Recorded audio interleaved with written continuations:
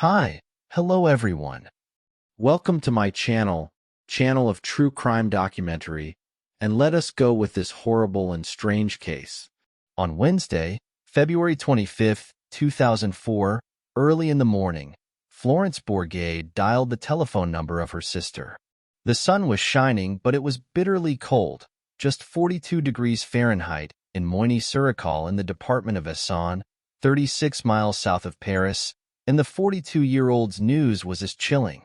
Her husband, Yves, 44, had only got back home in the early hours of that morning after a night of drinking, and he's being very abusive verbally, and she did not want their children to witness such behavior. Could she therefore send them over for a couple of days? The next-door neighbor would be dropping them off on her way to work. It was the February school vacation. That call was not the first that Florence made that morning. Her first call had been at 6:45 a.m. She had called her husband's employee to say that he would not be in that day. Her husband was a self-employed mason. Yves has blown a fuse. He has left, she told the man. What she had said in French was Yves a petit les plombs, for which blowing a fuse is a polite translation. At 7 a.m., she had made a second call. She had called her neighbor to ask if she could bring over the children for her to look after for that day. She wanted me to take the children, but I had to go to work, which I told her, the neighbor would later testify to the police. 15 minutes later, Florence had made yet again another call. She had again called her neighbor to ask if she could, on her way to work, drop the children off at her sister's house. The neighbor had replied that she could do that, yes. Florence's sister lived 10 miles away in the town of Barbizon. So, as the neighbor had to go in that direction, dropping the children off would not make her late for work, but, all the same, within 15 minutes she was at the Bourget house. The three children, 2 boys and a girl, aged respectively 12, 10 and 5, were still in bed and were told to get dressed immediately and quickly. I understood that Yves was not well, the neighbor would also later say in her testimony. I thought of the alcohol. She knew that Yves Bourget drank. In 2004, there were only about 500 houses in Moigny-sur-École, and not even 1,500 people lived there. So it was not easy to hide that a spouse habitually returned home in the early hours of the morning and in an inebriated state. Florence's family and friends, although they did not live in the village, were also aware of the drinking. They also knew that Yves was a womanizer, and it had not been necessary to stick their noses into the couple's life to have known about the women because Yves bragged about his exploits. He even made it his dinner conversation. He did not appear to care that his wife was at the table tending to their guests, for whom she had prepared a splendid meal. The two had been married since 1997, but they had been partners for more than 14 years, and Yves had not ever been faithful, turning a blind eye to adultery. In France, wives, spouses for that matter, because women cheat on their husbands too, are open-minded when it comes to adultery. It is a tradition that goes back to when France was still a monarchy and the king's favorite, his mistress, enjoyed a high regard in the country and had her own court in the royal household. In more recent times, there have been many cases of well-publicized adultery. The former socialist president François Mitterrand, 1916 to 1996, had a long-standing adulterous relationship with a French woman who bore him a daughter. His wife, Danielle, 1924 to 2011, whom he had married in 1944 and who had brought 3 sons into the world for him, knew of the mistress and daughter and, as far as we know, accepted it. She even allowed the mistress and daughter to attend his funeral and sit with her and her 2 sons. The couple's eldest son died in infancy. Mitterrand did keep the mistress and the daughter a secret from the French, but in 1995, when the weekly magazine Paris Match informed the nation with a cover story that their president has a mistress and love child, he told a journalist, "Yes, it's true. And so what? It's none of the public's business." The French then proved as tolerant as his wife, because they did not bat an eyelid on learning that they, as taxpayers, had financially supported the mistress and the 8 had provided them with a Paris apartment, and police protection. Mitterrand's predecessor, Giscard d'Estaing, who was head of state from 1974 to 1981, was also often in the news over his extramarital affairs. As the Daily Le Monde reported in 1974, when Giscard, he was generally known by his first name, was going to spend the night with a woman, he would leave a sealed envelope at the presidential Élysée Palace so that his aides would know where to find him in case of an emergency. One morning at 6, driving from a woman's apartment in Paris's Latin Quarter, he collided with a truck collecting the garbage bins the French put out on the sidewalks during the night. He was not injured, and the police were not summoned to the scene. In 2009, he, then 83 years old, wrote a novel La Princesse et le Président, The Princess and the President, published by Falwa Exo, which told the story of the secret and passionate love affair of a French president and a Welsh princess who was very unhappy in her marriage. The daily right-wing Le Figaro, in reviewing the novel, wrote that the book rose above the level of a romantic work because of the wealth of detail about the palaces where the two met to make love. Naturally, there was much speculation at the time of publication that the two protagonists in the novel were Giscard and Diana, Princess of Wales, and that he had finally decided to reveal that he had been the princess's lover while he was head of state. Asked on television chat shows whether this had been so, he would neither admit nor deny it. His grin was wide. The British media dismissed the book as an old man's fantasy. A French president, the married Felix IV, had even suffered a fatal stroke in the arms of his mistress in 1899, the fourth year of his 7-year mandate. Aides rushed to his private drawing room in the Élysée Palace on hearing a woman's screams.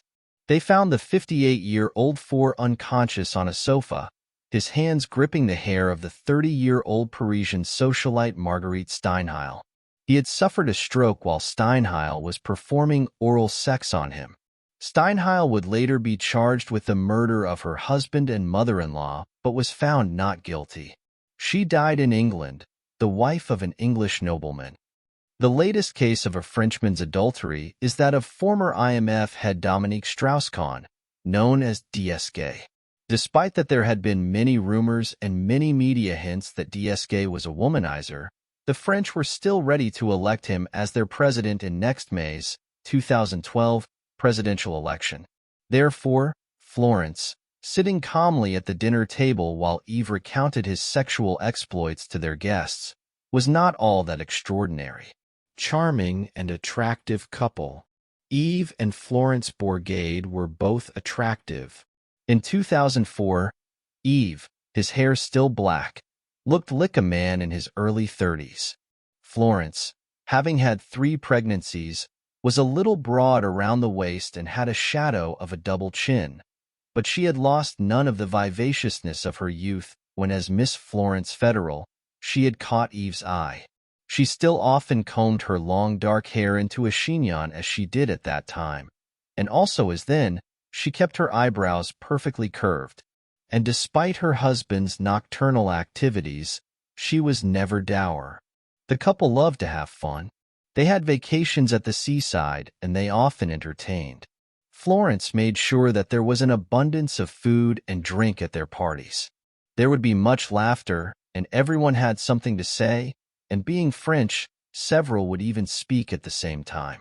Then Yves would start off about his newest conquest, and Florence would listen but not comment. Often Yves' stories were embarrassing the guests, but they knew him as a feedered, a reveler. And he was charming, and one forgives a charming man for a lot of wrongdoings. He, cheating on his wife, did not therefore make him an unlikable man. The guests, or some of them, also knew that Yves and Florence were experiencing serious financial problems. The house they were living in they rented. It was a fairly large 2-story house of gray brick and a gray-tiled roof, and there was a swimming pool in the garden. Yet, the house they had moved from 2 years previously was much larger and smarter. And they were the proprietors of that one. They had to sell the house, though, because of debt which Florence believed they had run up because of Yves' drinking and womanizing. As someone who loved elegant clothes and to spoil their children with gifts, She made no secret of the fact that she hated their shortage of money, and as family and friends noticed, she had become very quiet. It was not the morose silence of depression, but rather as if she no longer cared about life, her life. Whereas she used to be talkative, she would sit in a corner and take no part in the conversation. What the family and friends might not have known was that she had asked the family physician for something to help her sleep. He had prescribed the non-benzodiazepine Zopiclone. The drug, which can be obtained only with a prescription, was first marketed in 1986 by Ron Poulenc S.A. In 2005, the U.S. Drug Enforcement Administration listed it under Schedule 4 as TH had addictive properties similar to benzodiazepines. Its brand name in the UK is Zimivane and Imuvane in Canada.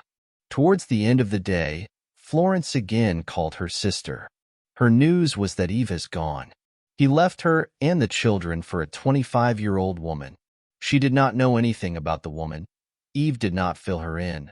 But at 4 o'clock, a gray Renault Scenic pulled up outside the house, and Eve, having thrown some clothes into a black plastic bin liner, rushed over to the car, which then immediately drove off.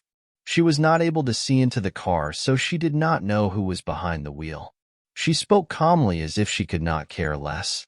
By then the children had told their aunt that they were awakened during the night because their mom and dad were arguing very loudly.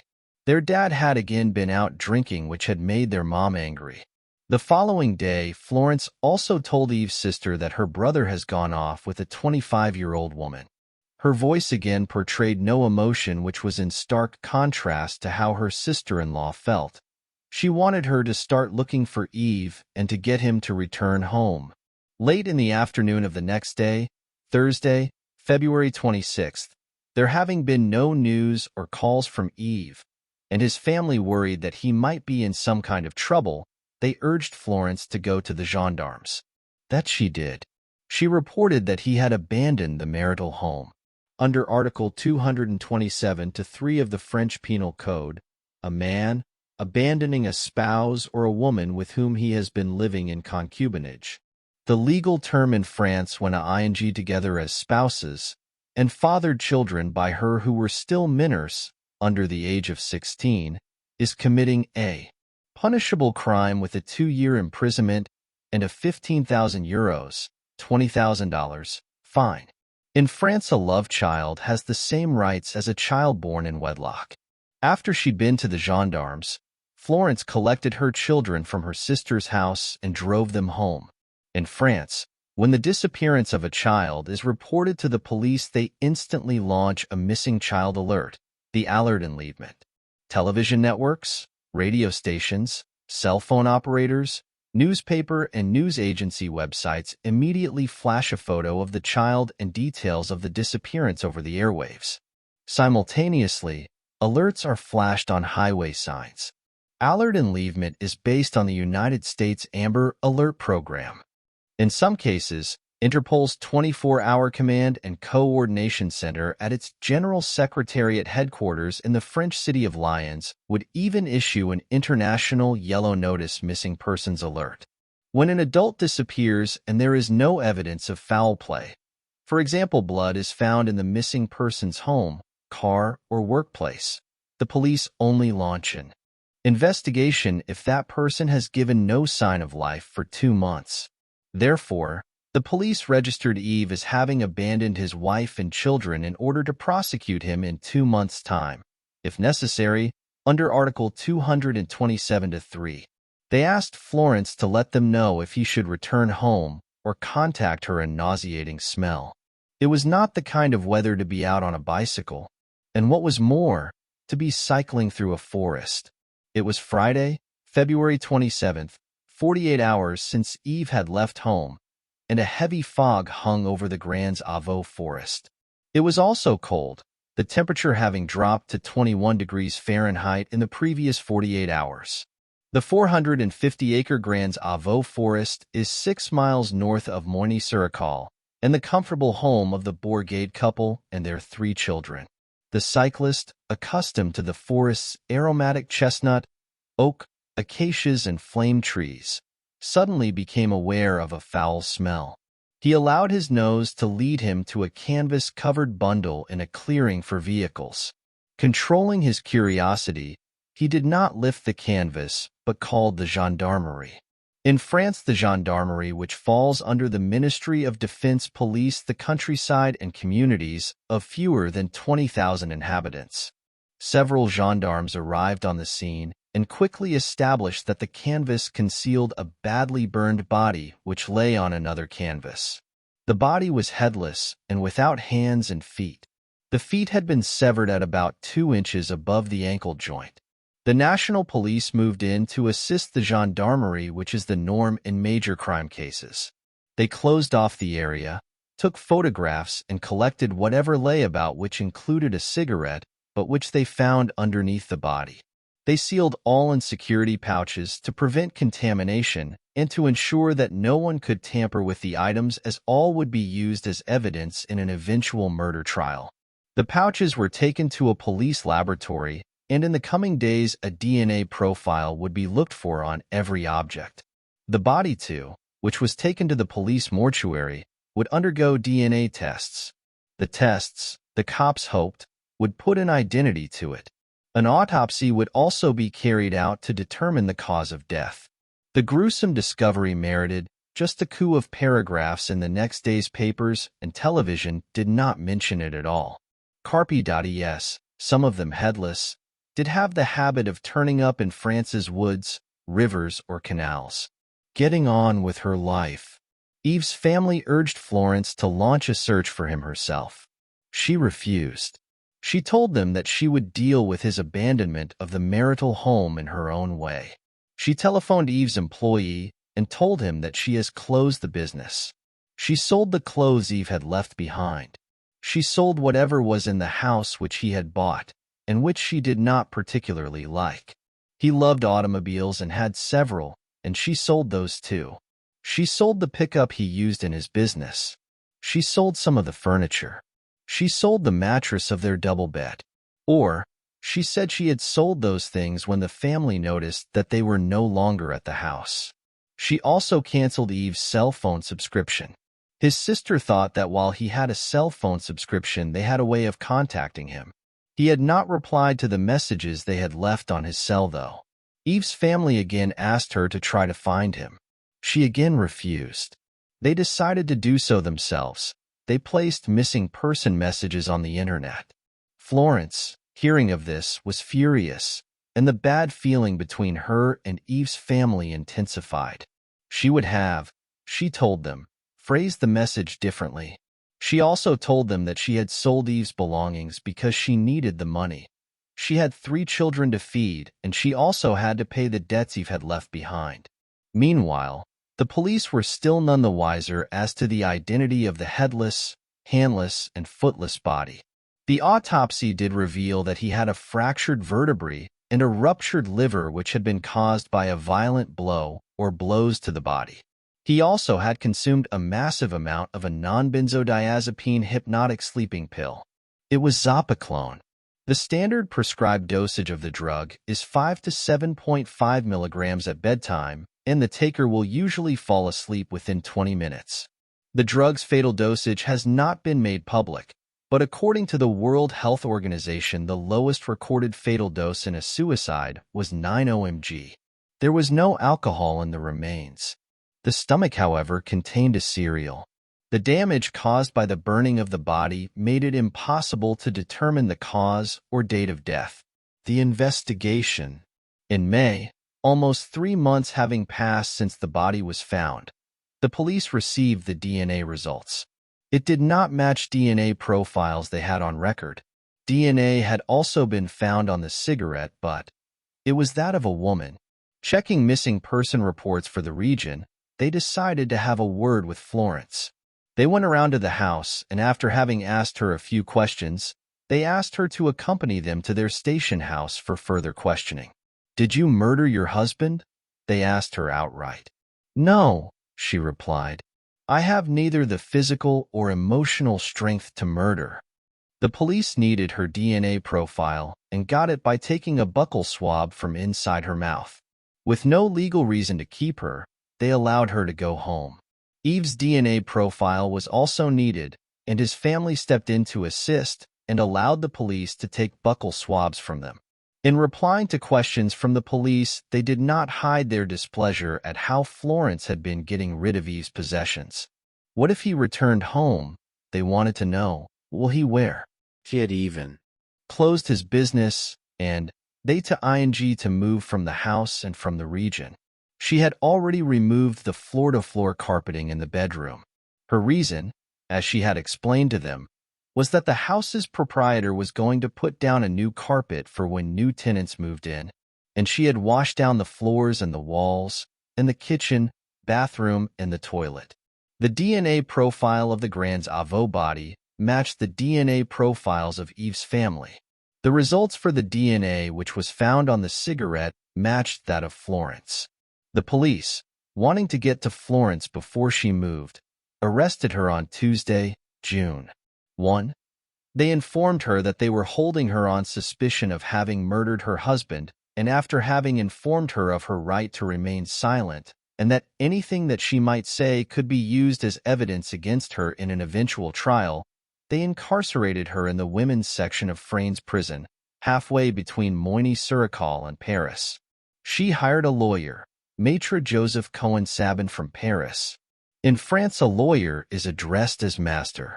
In the interrogations that followed, always in the presence of her lawyer, as French law requires, Florence admitted to the police that she was going to move.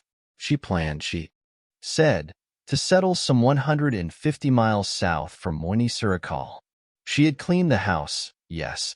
She did not want to leave a dirty house so that the proprietor had the expense of having to have it cleaned. She had removed the bedroom carpet, yes. The carpet was dirty, and the proprietor was going to redecorate the house anyway. Questioned about the time that Eve had left on Wednesday, February 25th, she said that it was at 10 in the morning. The police already knew that she had told her sister and parents that he had left at 2 in the afternoon, but that she had told Eve's sister that it was at 4 in the afternoon. The police wanted to know what she had done with the carpet she had removed from the bedroom. She had disposed of it, she replied. Where did she dump it? Where one should leave large objects one no longer needed, the municipal rubbish dump. The police went to the rubbish dump, but there was no carpet there. They also went through the rubbish hoping to find the mattress from the couple's double bed because Florence had changed her story saying that she had also disposed of the mattress at the dump, but there was also no mattress there. Municipalities regularly clear out such rubbish dumps, and what cannot be recycled are incinerated. Who did she sell Eve's belongings to? She could not remember, she said. She could also not remember what exactly she had sold, and she pointed out that he had taken some things with him. She had also given things to beggars. She could not provide invoices or receipts, but this did not surprise the police because in France black market trading is an everyday occurrence. Transactions are in cash, which makes it financially attractive to both the seller and the buyer because it eliminates value-added tax, VAT, charges. Even cars are sold on the black market to be shipped to the former East European countries or to North Africa. Did she smoke? Yes, she said. She smoked. Was she taking any kind of medication? Occasionally, like everybody else, she did. Yes, she said. By then the police knew that Zopiclone had been prescribed for her, and that she had collected the drug from the pharmacy on the day before Eve had left. A police officer trained in dealing with children, meanwhile, questioned the 3 Bourgade children who had gone to live with their mother's sister. The girl spoke of how her father had once smashed a door during an argument with her mom.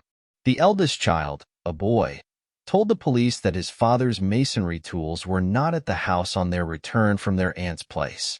What were those tools? He said that they were a handheld drill, an electric chainsaw, and a buff wheel. He had not seen the tools since. Florence, questioned about the tools, said that she did not know what had happened to them. Yes, they were not at the house, but X must have taken the tools with him. Asked to explain the discrepancy about the time that Eve had left the house, she said with the same calm as during all of the previous interrogations, I was under shock. He had just told me that he was leaving me for a 25-year-old woman. The police had looked for the 25-year-old, but found no evidence that Eve was having an affair at the time of his murder. His cell phone was missing, but from the list of calls, text messages, and voicemails the number had made or received according to a record supplied by the cell provider, not one pointed to him having been in an affair and planning to go off with the lover. Looking for evidence of murder in the house. The police, not having found evidence of a lover and unable to link Eve with a crime gang or with an enemy or enemies who would have wanted him dead, had no other suspect than Florence. They believed that she had killed him in the family home on that February morning, the children out of the way. Their scenario of the murder was that Florence had drugged Eve by putting the Zopiclone prescribed for her in a bowl of cereal she gave him to eat, and when he was asleep, perhaps even unconscious from an overdose of the drug, she beat him to death and then cut him up with his own electric chain saw. She had obviously severed the head and hands to make identification impossible, without teeth to compare with his dental record, and without hands to provide fingerprints which could be matched with prints at the family home. Identification of the torso would have been impossible. She had severed the feet, cutting the ankles away too, because Eve had had a minor accident with one of his working tools and had a wound covered with a plaster on his right ankle. As the two families and the couple's friends knew about the wound, it would have identified the body in the wood as that of Eve. She had then driven the body to the forest and set it alight to destroy it further, or perhaps hoping that it would burn to ashes. No doubt nervous, she must have been smoking while working on the body and did not notice that a butt had fallen from an ashtray and stuck to the canvas she was wrapping around the body. They had no idea about what she had done with Eve's head, hands, and feet. However, the police had to prove their theory, and Florence, having thrown away the bedroom carpet and having, as she said, sold the mattress that was on their bed, and having cleaned the house so thoroughly that not a speck of dust, not to mention a drop of blood, was in sight, they needed assistance. A team from the police's forensic department arrived at the house. Dressed in white protective clothing which included gloves and mouth masks, they erected tents in the garden to work from and set out an assortment of equipment, from cotton swabs, tweezers, lifting tape, notebooks, colored pens and pencils, torches, and megaphones to sophisticated infrared and ultraviolet cameras, which they would be using. They were also to dust for fingerprints and to search for blood. For the latter, they were to use a reagent, luminol.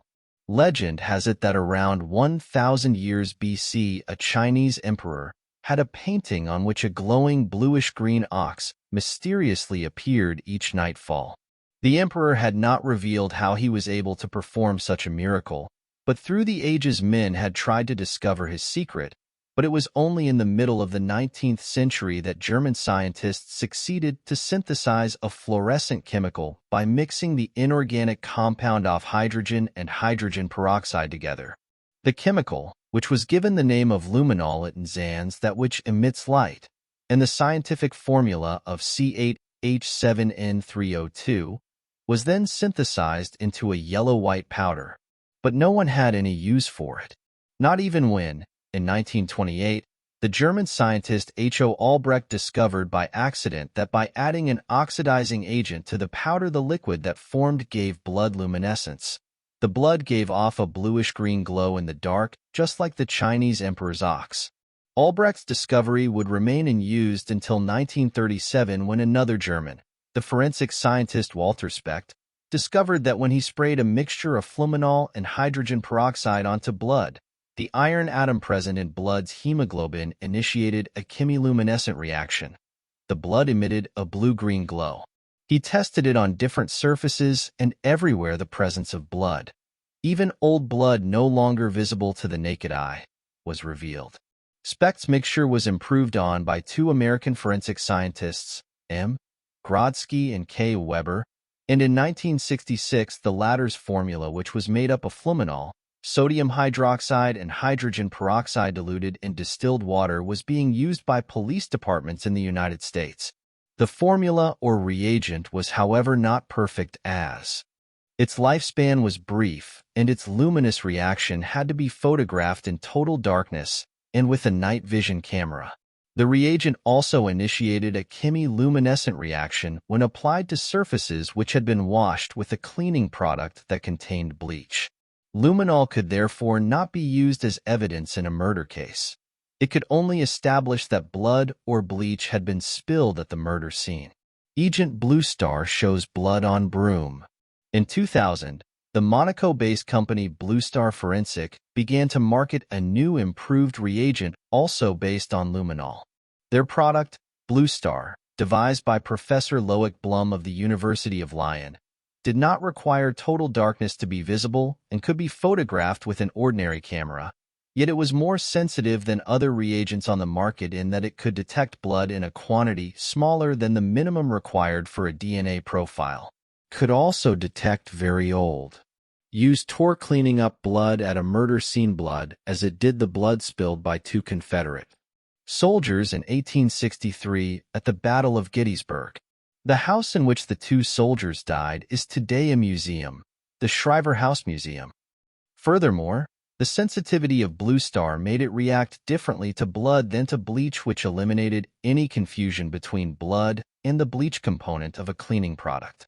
For example, the luminescence of blood sprayed with this reagent was blue-green, whereas the luminescence of bleach sprayed with it was grayish-brown, and the reaction was of a much shorter duration on bleach than on blood. The difference between blood and bleach under this particular reagent was, in fact, so marked that the technician spraying with the reagent could tell, just by looking at the luminescence, what he had in front of him. However, as 100% confirmation would be needed in a murder case that the blood was indeed from a human, the company also began to market a test, Hexagon OBTI, to establish that the blood's hemoglobin was that of a human and not of another vertebrate.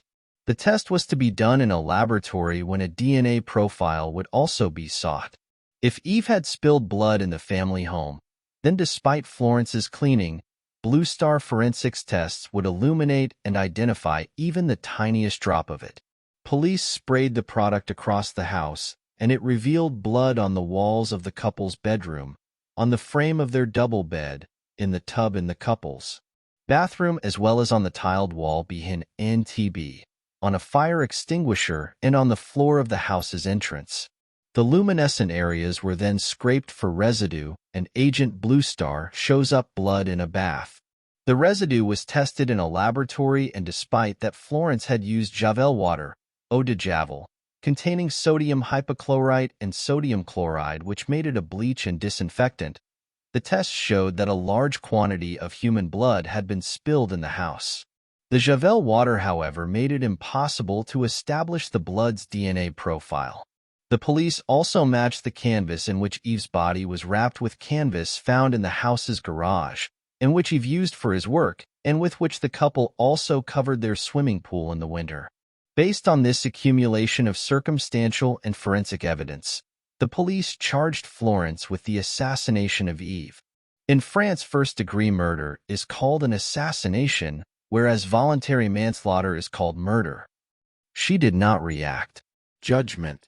On Monday, January 15, 2007, after 31 months of incarceration in Fleury-Mérogis jail, the trial of Florence Federal, in France a woman retains her maiden name for official purposes, opened at the Court of Justice in Évry, the judicial capital of the Department of Essonne.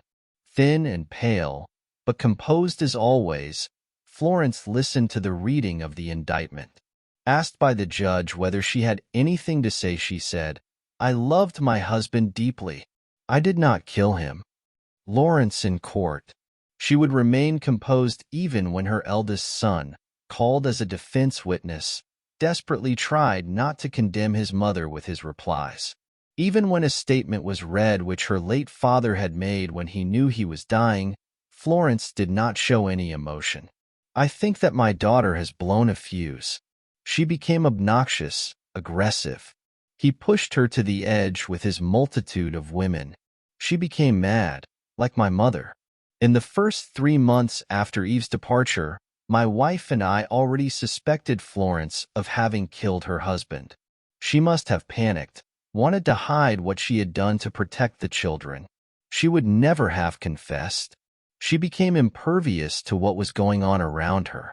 But she is my favorite daughter. She knows that I know what's going on in her mind.